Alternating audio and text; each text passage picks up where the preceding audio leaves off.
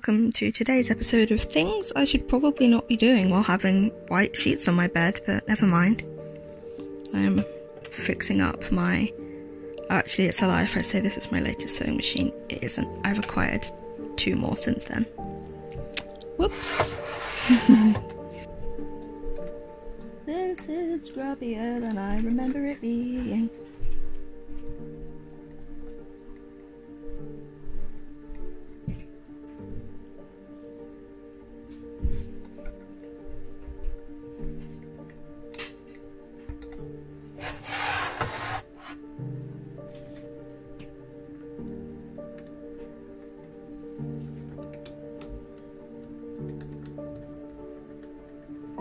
The Essex miniature sewing machines were manufactured between 1946 and 1956 by the Essex Engineering Works, which were based at 12 Nelson Road in Wanstead in London. The Essex MK1, which is what I'm restoring here, was an almost identical copy of the Singer 20, which incidentally I also have in my collection as well. They operate using a single thread and they make a chain stitch. And they're absolutely marvellous little things, both for children and simply for portability. After the Second World War, there was a shortage of full-size sewing machines because there was basically a rationing on metals. A lot of the really early Singer 20s, which were created in the 1920s, were very popular with soldiers because you could actually pack them. They're very, very small and they're relatively lightweight, especially when you consider that cast iron sewing machines from this period are very, very heavy and they're huge. So little machines like this, although this is obviously post-war, are absolutely marvellous little things. They were often marketed towards children. The Singer sewing machines, especially the miniature ones, were marketed towards children. This one does appear to be marketed more towards the home dressmaker, which is very interesting. It's an interesting shift. I'd never heard of Essex sewing machines actually before I bought this one, despite the fact that, you know, I do collect antique sewing machines. But this one is lovely. I've seen them go for anywhere between £15 on eBay to particularly good quality ones. I think the last one I saw was going for £350, but that was an American seller, and I don't know if because this is an English piece in England they are worth a lot less, whereas in America they seem to be much more collectible, I guess because of the scarcity.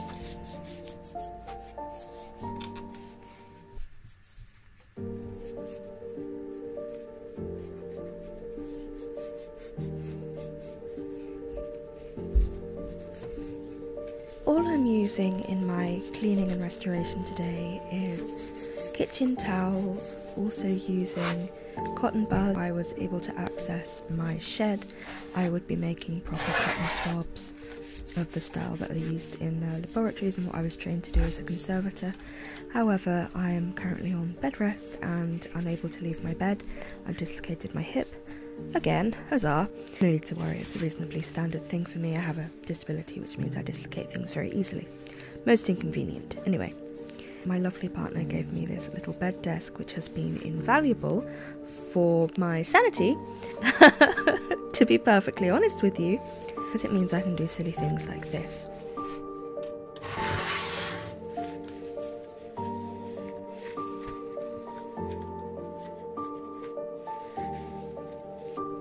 I am mostly just cleaning up, you know, the last 70 years worth of oil build-up from this thing.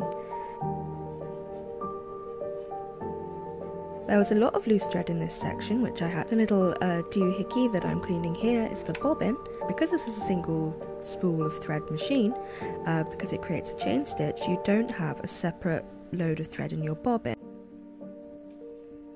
Oh, gee.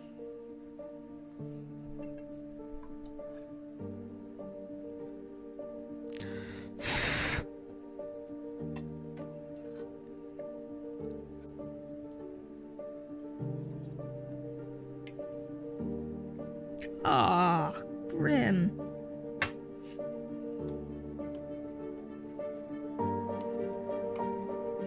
I've got a little metal knitting needle that I'm just using to get in some of the pieces, only because I don't have any cocktail sticks to hand, and I do have a knitting needle.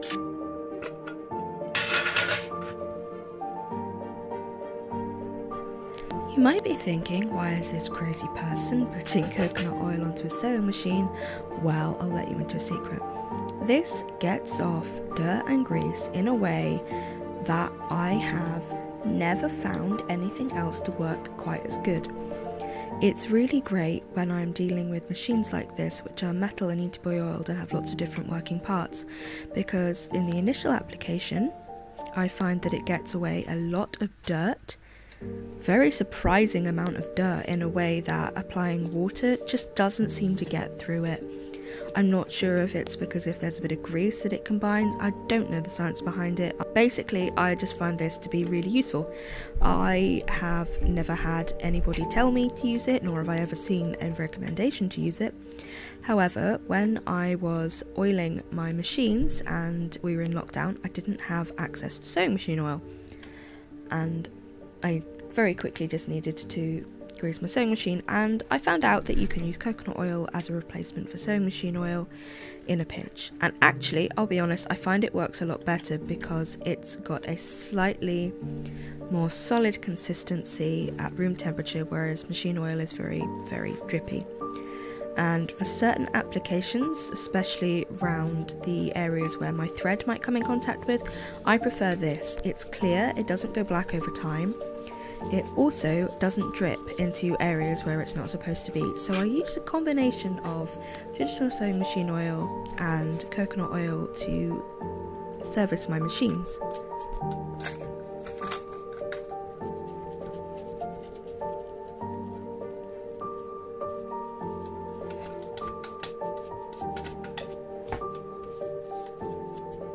I need to oil all the working parts.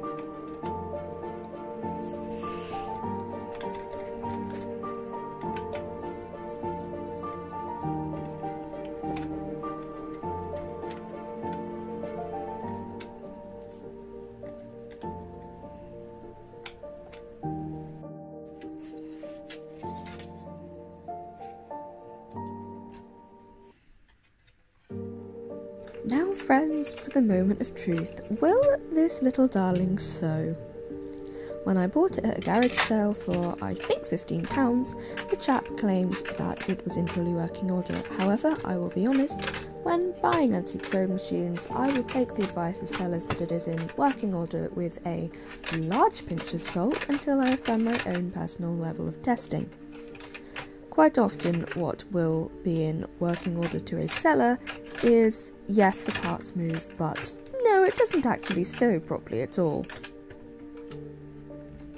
I own several miniature sewing machines, and let me tell you, when I say not one single one of them has ever worked on first go.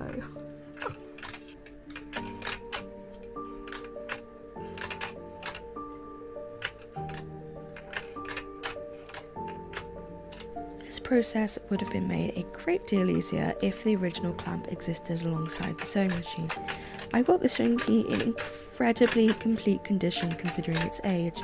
It has the original case, the original paper instructions, it has the extension board, which I've obviously showing here, attached to my machine, and it also has the original wood baseboard. Now quite often these would get a bit banged up and people would replace them. So having the originals is very, very exciting and very interesting for me. I have 3 miniature sewing machines now in my collection, and not one single one of them does still have the original clamp, which is just like a little C clamp which would hold it onto a desk. I do have one which I bought actually to go alongside another miniature sewing machine. Unfortunately, my clamp is in my shed. I can't leave my bed right now.